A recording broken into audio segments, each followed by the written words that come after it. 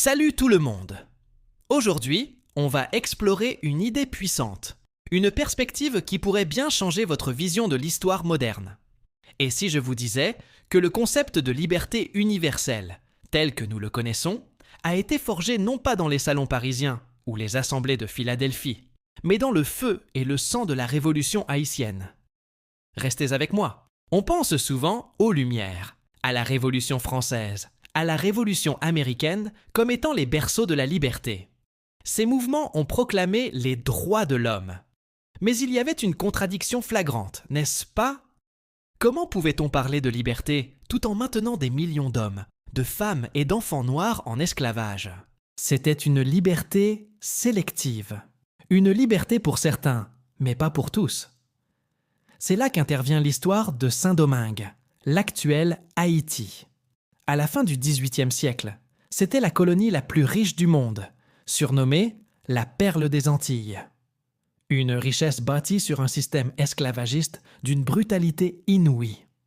La population était majoritairement composée d'esclaves venus d'Afrique, subissant des conditions de vie et de travail abominables.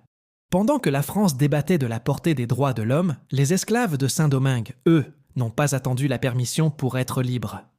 Ils ont entendu le mot « liberté » et l'ont pris au pied de la lettre, pour tout le monde, sans exception. En août 1791, menés par des figures extraordinaires comme Dutty Boukman, puis Toussaint Louverture, Jean-Jacques Dessalines et tant d'autres, ils se sont soulevés. Ce n'était pas juste une révolte, c'était une révolution philosophique en action. Ils n'ont pas demandé l'amélioration de leurs conditions. Ils n'ont pas demandé une semi-liberté. Ils ont exigé une liberté totale et inconditionnelle, l'abolition pure et simple de l'esclavage. Ils ont combattu les plus grandes puissances de l'époque, les colons français, les Espagnols, les Britanniques, et même l'armée de Napoléon Bonaparte, envoyée pour rétablir l'esclavage.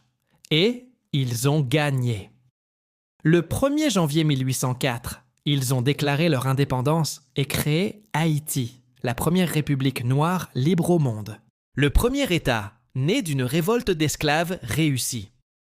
C'est un moment absolument fondamental dans l'histoire de l'humanité. Pourquoi?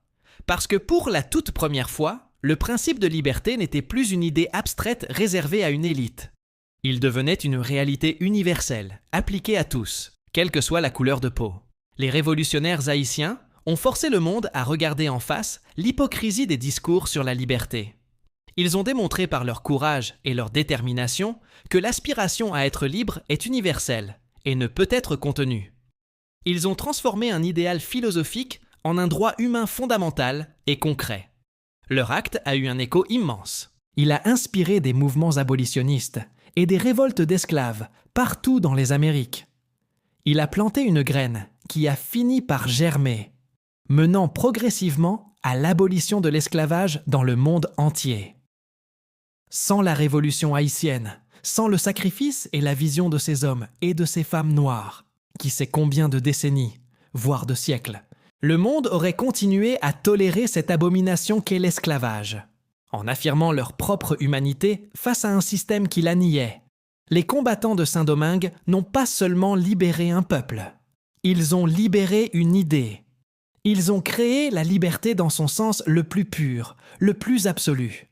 C'est un héritage immense, souvent méconnu, mais qui mérite d'être célébré et rappelé. Le monde moderne doit une part immense de sa conception de la liberté à ses héros haïtiens.